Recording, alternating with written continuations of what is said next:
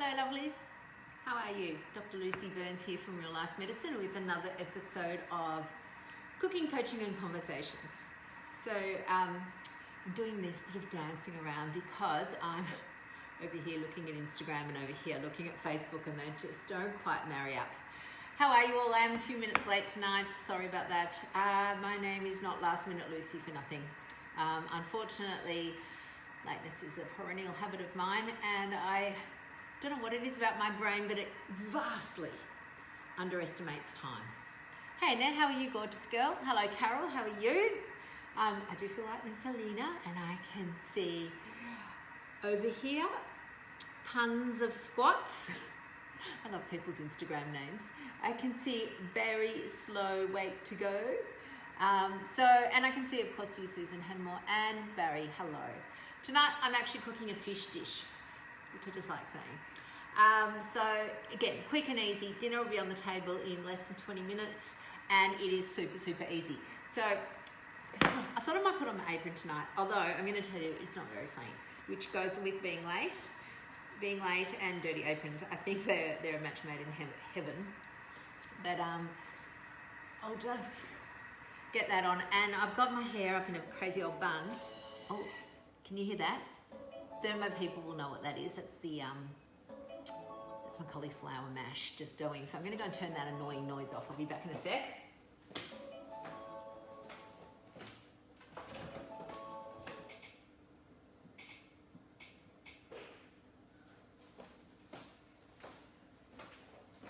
So I love the fact that you can use a wooden spoon as a microphone. What I'm going to do is cook some barramundi. I've got barramundi fillets, which I'm going to not pan fry, I'm going to oven bake with some lemon and butter. Super simple. And I've got greens to go with it and some cauliflower mash. Hello Lee, gorgeous, you made it, yay! So pan baking paper.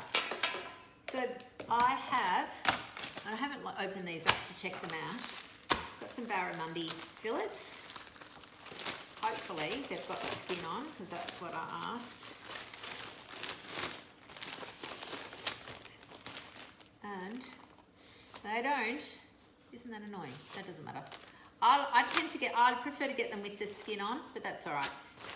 The reason I like the skin is that's where all the good omega-3s are, and I'll talk to you about those in a minute. So basically, I mean, you can't get any easier than barramundi. You just plop it onto a tray. It's quite big. In fact, nope, that's not two, that's just one ginormous bit of barra. So I'm going to put the skinny bit. So there's a skinny bit of the barra and the fat bit. I'm putting the skinny bit into the middle of the tray because the outside will cook faster. And then, let's get rid of this. Basically, I've got a couple of things. So I'm actually going to put a bit of lemon on it, but I'm also going to make a lemon butter sauce because, you know, fish goes really well with lemon. So I'm just going to whack the seeds out, because who wants pips in their fish? Nobody. Just put those on top there, and I'll go and bang that in the oven. And basically I've got some, so lemon, these lemons were donated by a patient, and they've been sitting in our kitchen at work. So must have been yesterday, I grabbed a few, and that's what's being cooked tonight.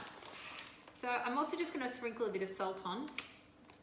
I've got some Murray River salt flakes here. As you know, I like the taste of the pink salt, but I also like to mix it up a bit from time to time with some iodized, which is just sea salt. Sea salt is where we get our iodine from. So sprinkle a few of those on. Okay. I'm just going to pop that in the oven, and I'll be back in a sec with my next bit.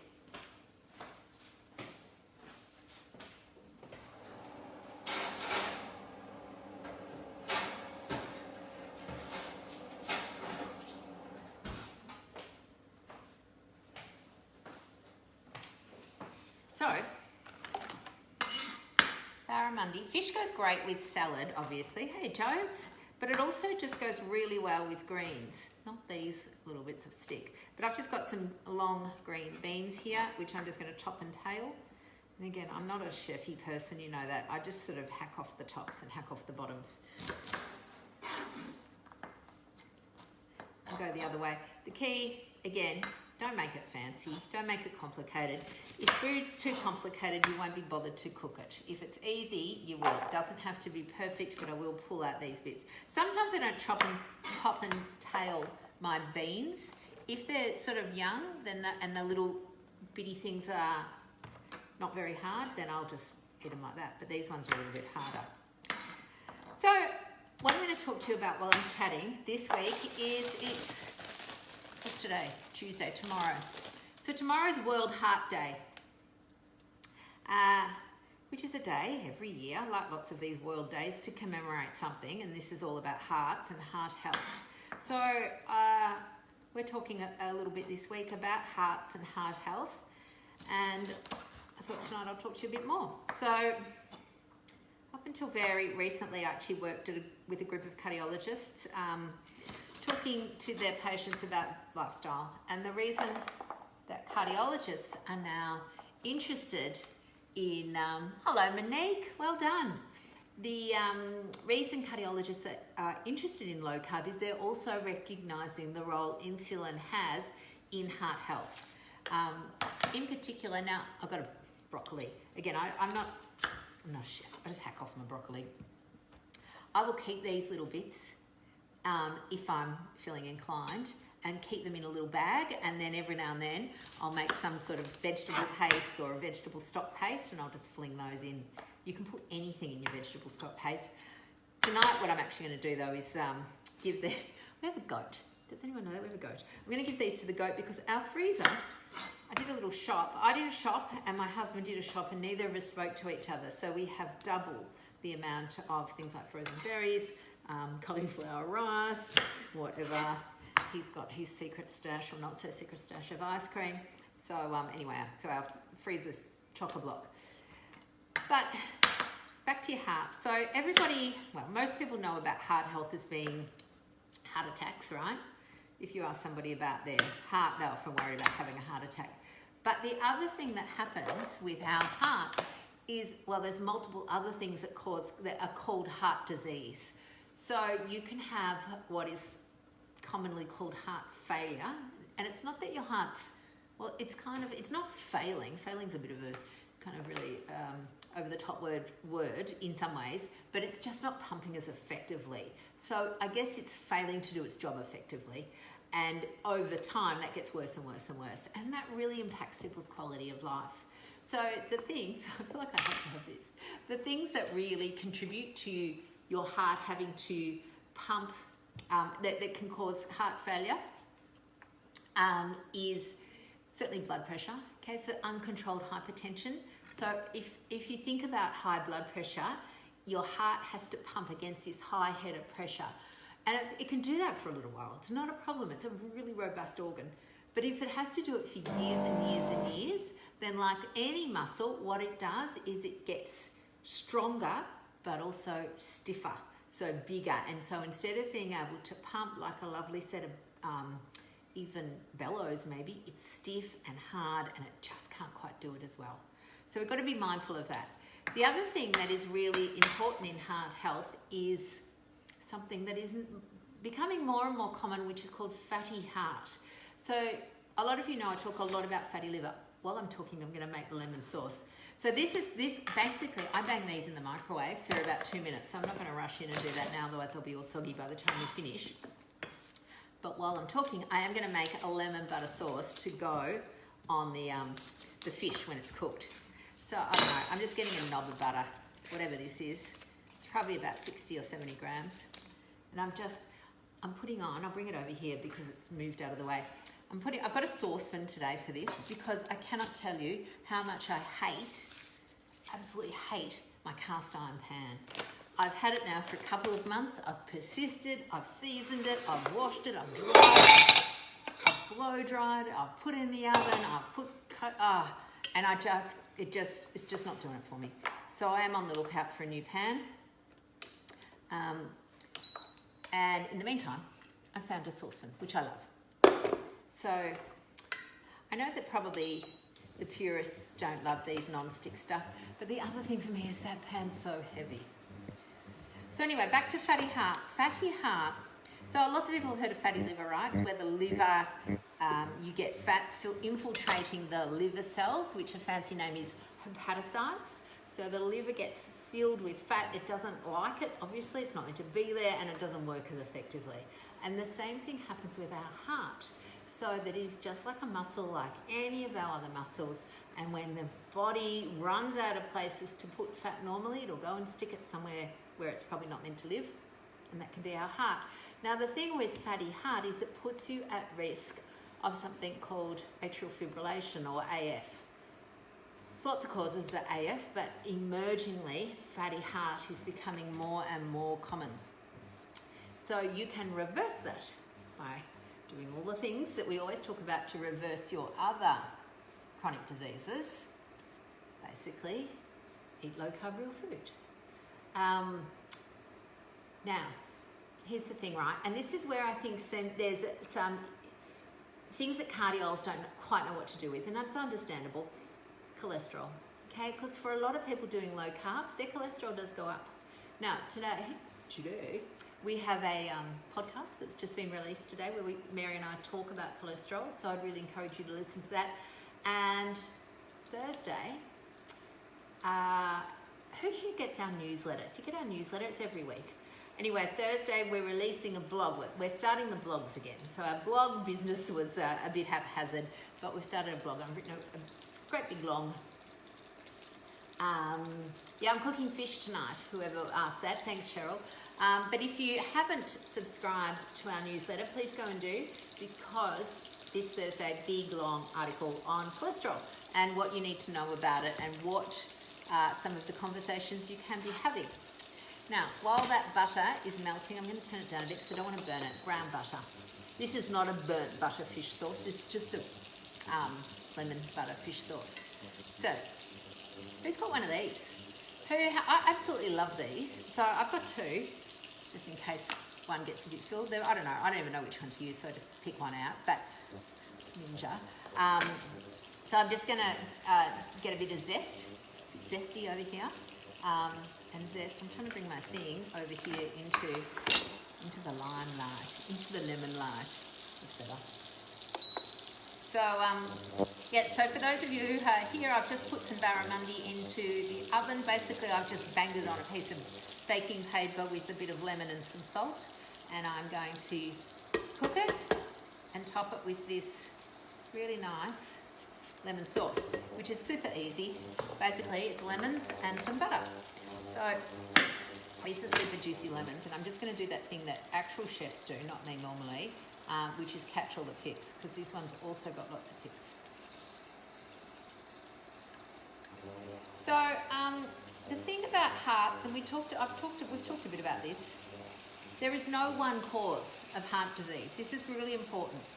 There is no one cause.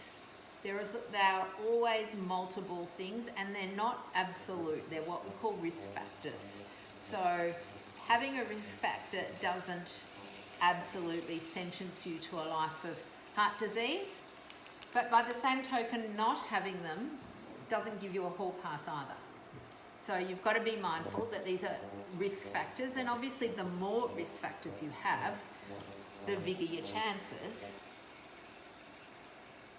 But it's also about establishing what are those risk factors. So Mary and I have done a little bit of a bit like Family Feud. We've surveyed 100 doctors, and the top 5 answers for your risks of cardiovascular disease. In fact, we haven't surveyed 100. We've surveyed ourselves, and our top risk factors for cardiovascular disease: smoking, and smoking. I'm really sorry, smokers. Smoking, there is no way to get around it. It is an absolutely, it's almost a slam dunk. There are very few people that get away with smoking and never get any cardiovascular disease. But if you combine that with hyperglycemia, again just being a bit fancy showing you I'm a real doctor, hyperglycemia, which is high blood sugar, which doesn't have to be super high, can just be a little bit high, or what we call hyperinsulinemia. So hyper means high and hypo means low. So hyperinsulinemia means our body's making too much insulin. You know that we're always banging on about that. So combining the idea of too much blood glucose, so glucose, right? Glucose or blood sugar, they're the same thing. Am I being photobombed by the cat? Oh yeah, she's over there, she wants to get in. She'll start doing her spider cat up the door. The thing about glucose, right? So glucose, blood sugar, they're the same thing, right? Blood glucose, blood sugar, same thing. A little bit of it is good for our body. Very good, in fact. You know, we all, and it's so good that we can make our own. Our body can make its own glucose. How clever is that? Too much glucose, though, damages the inside of your blood vessels. So it's this thing called the glycocalyx, another fancy word. And inside your blood vessel are these little hairy things, a bit like a caterpillar, lining it. And that helps the blood vessel just move things along. It's a bit like a lining. Smoking and hyperglycemia damage that beyond belief. And that's where you can then have some problems with particular types of cholesterol. And again, if you're going to read this in the blog, please do. It's a big blog though, so you know, sit down with a big cup of tea in a fancy cup to read it. But yeah, the idea is that we really want our blood vessels to be lovely. We don't want to damage them. We want our blood to flow beautifully. We want cholesterol. Don't get me wrong, you don't need no cholesterol. You have to have some. And we want a particular type of cholesterol. And the thing that determines, again, for a lot of people, what sort of cholesterol you have, goes back to that pesky blood glucose and smoking. Those two things can then damage your cholesterol or your LDL particles and turn what could be lovely benign LDL into nasty small dense LDL. So the summary of this, well, I'm just waiting for my lemon butter sauce to reduce, is please, if you smoke, do whatever you can to stop. It's not worth it. It honestly isn't. It's just not worth it. It just wreaks havoc on so many organs. It's not about whether it makes your clothes stinky or any of that stuff. It's just about looking after those internal structures of your body. So, and then secondly, if you've got diabetes, please try and keep it controlled. Certainly low carb is going to help, and for many people is the only thing they need to do, not everyone. And if low carb isn't enough, that doesn't mean you're a failure, okay? Because there are a bit of low carb, like everybody, there's a bit of low carb judging going on, where people who, despite being low carb, properly low carb, their type 2 diabetes is still not adequately managed, and that is not their fault. And fortunately for them, we have got medications, but it's going to be a mixture. Some people can manage it without medications. Some people can have just beautiful low carb diets, which will keep their blood glucose low. But for some people, they still need medications. And I am a big fan, as you know, of lifestyle. Absolutely big fan. But I also recognize that there are for some people, they need to have the medications. It's just, and it's not their fault. It's not that they're a bad low carber or they're not doing it properly. Honestly, their body is sometimes just unable to process even low carb glucose. I'm just waiting. You know that magic? It's like caramelizing stuff when you're making a butter sauce like this.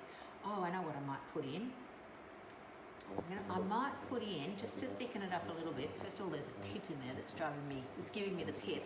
What I might put in it is a weeny bit of, either a tiny bit of guar gum. It's probably what I'll do. Like, you don't need much. Don't do anything crazy like half a teaspoon. It's maybe 1/8 of a teaspoon, especially for this little amount. Otherwise you'll turn it into gelatinous goop and it'll be disgusting. Or I might just sit here, wait for it to reduce down. If I had a little bit of cream, I might put a bit of cream in here, but I haven't got any in the cupboard, so I'm not. So the summary lovelies for tonight, first of all, I'm just going to go and bang this in the microwave, check on my fish, and I'll be back. Maybe even press my thermi that's got the, what do you call that stuff? Cauliflower mash in it. Hang on.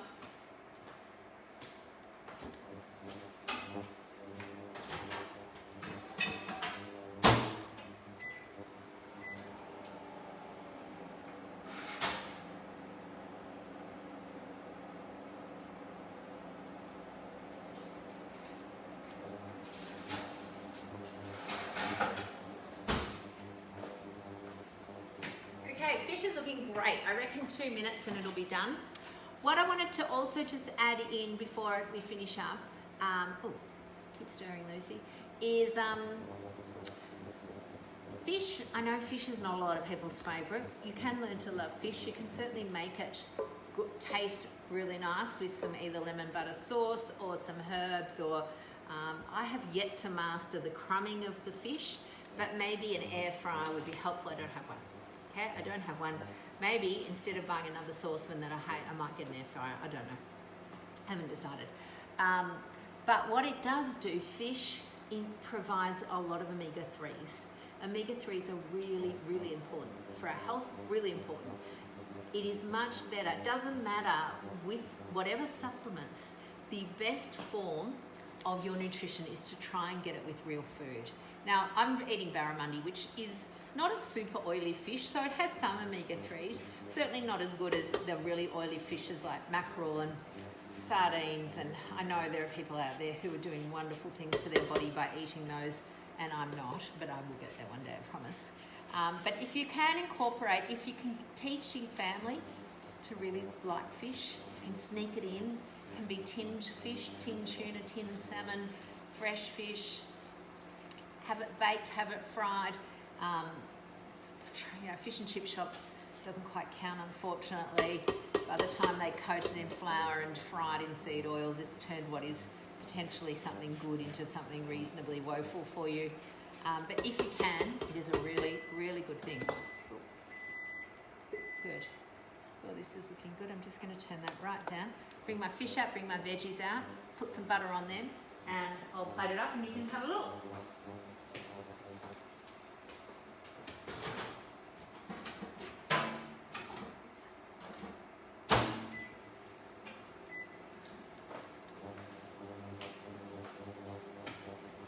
Veggies needed a little more, and it would have helped if I'd taken the tea towel. I've done that before, haven't we all? Burnt hands, trying to get something out of the oven. So, I mean, I was running late for tonight, and it's just past 6, so this is a 20-minute meal, like literally, maybe 25 if we're going to be a bit generous. So, fish, beautiful veggies, some lovely healthy fats, not truckloads, I don't need to drown my food in butter, but I don't fear butter. Okay, so I think we've got to be, like everything, just a bit mindful. Butter is a fuel. Maybe we don't all need the amount of fuel we're eating all of the time, but it is also got some really good healthy fats in it that are great for vitamin D, vitamin E, vitamin K. All our fat-soluble vitamins need some fat, whether that comes from butter, whether it comes from fish. I've got an avocado over here. I could fling that in somewhere if I wanted to. I'll go and get the fish out.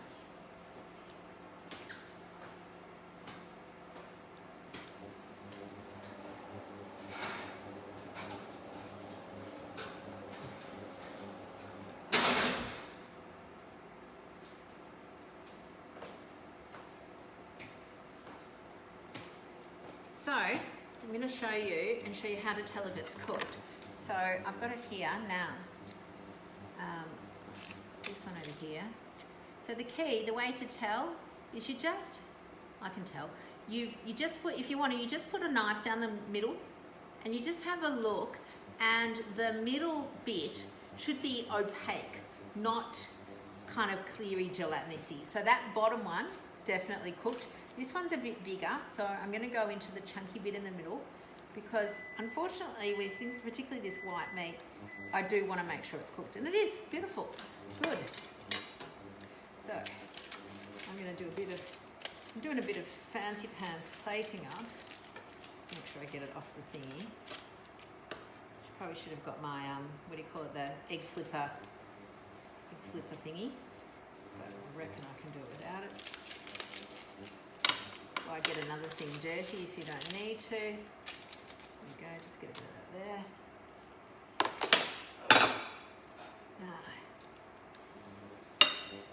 I just heard my microwave go, so I know the veggies will be ready. We'll grab those.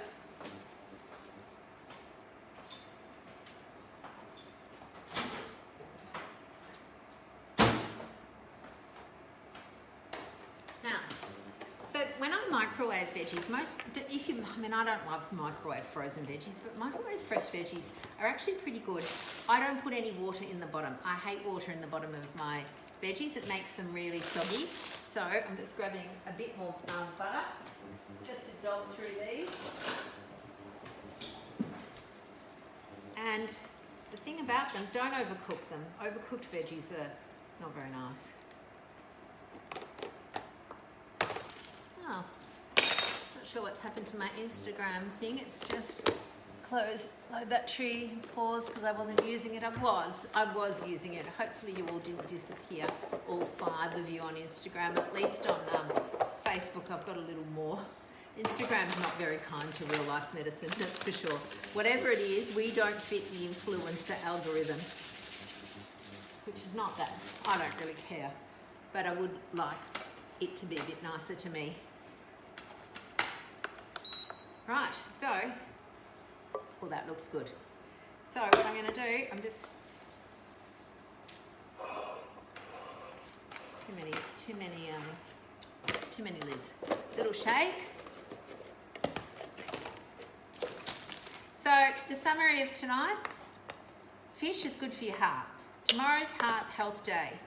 Look after your heart. You've only got one. You can look after it by eating low carb real food, not smoking, watching your blood pressure. You can do those 3 things, then you'll be all right. If you're going to get your cholesterol checked, make sure you know what you're actually looking for, which you can find out by either listening to our podcast today or reading it in our newsletter on Thursday, or looking at the website, putting it up on the blog. So there we go, lovelies. I've left a little bit of room here for the cauliflower mash. But seriously, how good does that look? Beautiful, low carb, real food, lovely omega-3s. My body's going to be really happy about this, and so am I. All right, lovelies, I will see you all soon. Have a wonderful, wonderful night. 25 minutes, seriously. Can't get any better than that.